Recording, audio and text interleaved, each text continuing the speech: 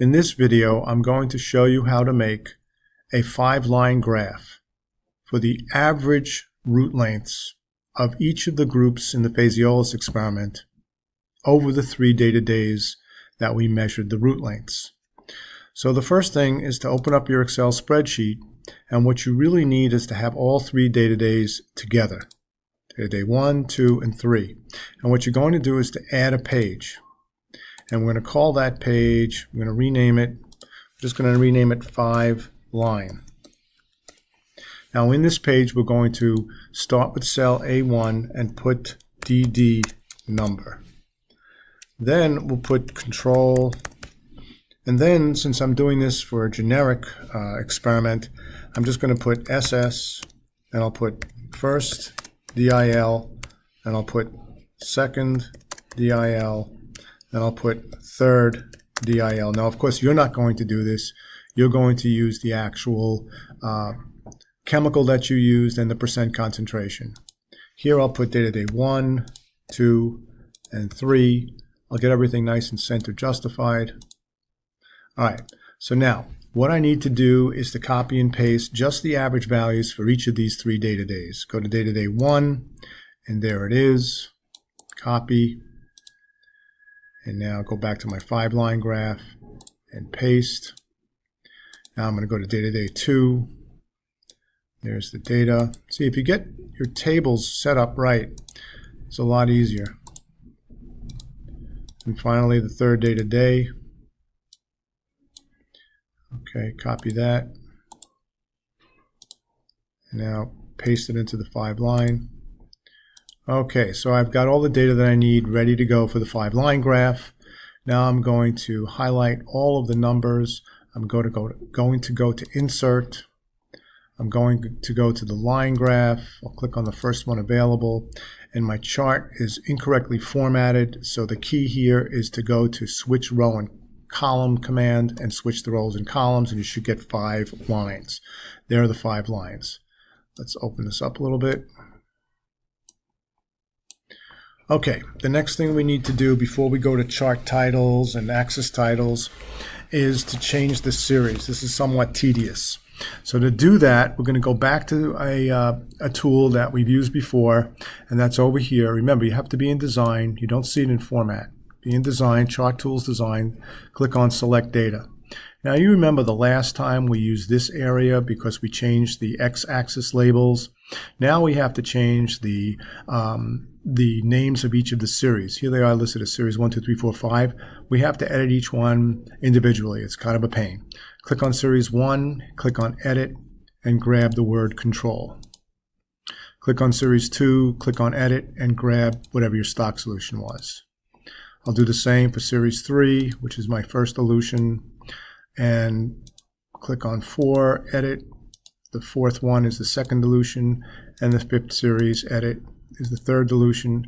Okay, okay, and now I have a nice legend. Let me put it in the right place. Click on chart elements, click on legend. Let's get our legend to the right. There it is. Nice legend. All right.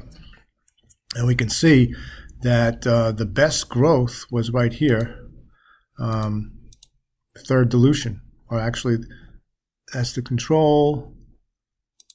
Then we have the first dilution, then we have the second dilution, and then we have the 3rd dilution, and down here the worst growth rate is the stock solution. Okay, now it's time to put in the correct chart title.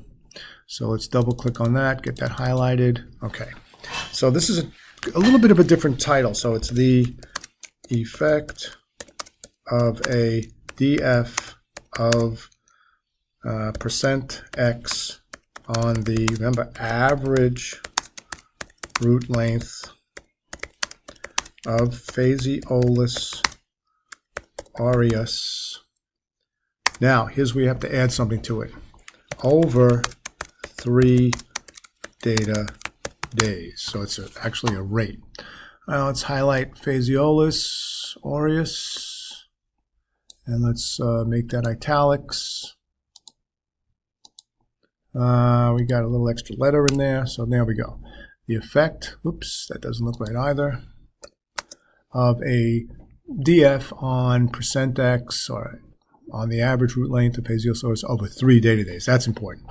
Okay, let's click into the graph, go to chart elements, and let's go to axis titles, and now we're ready to fill those out. Double click on the bottom axis title. Let's make a little more room here. And we're going to change that to data day number. Okay, that's pretty good. Okay, so we can make this a little bit bigger. Make this a little bit bigger. All right. Now, over here, we have to change this axis title. You remember what this one's called? Let's get that completely highlighted. Okay, that's called average root length, and don't forget the units. Okay, let's take a look at our beautiful graph. Okay, there we have it. Average root length, data day 1, 2, 3. The effect of a, oops, forgot something in the title. Got the word serial dilution. %x on the average root length of. Now, one thing you can do with this that's really kind of cool is if you click on the graph and then right-click, you can actually add a trend line, and in that trend line you can ask to see the equation. Now this equation tells us what the slope is right there. The slope is 0.78. So that's the slope for the, which one is this? That's the stock solution. Now if we go to our best growing group, what was that? That group was the control. We can get its slope as well. Let's display that one. And let's move that right there. And you can see that the slope is much greater, 2.8 versus 0.7. And you can find the slopes for all of these in the same way. So there you have it. The effect of a dilution factor serial dilution of some chemical %x on the average root length of Phaseolus aureus in italics over 3 data days. Average root length in the y-axis, data day in the x-axis, and of course the difficulty we had was making sure that we renamed each series by the right group, and we can see really nicely the big difference in the rate of growth. So that's right, this is a rate of growth. So we might want to put that in the title. On the average rate of root length, actually it should be rate of growth, but we'll keep it like that for now.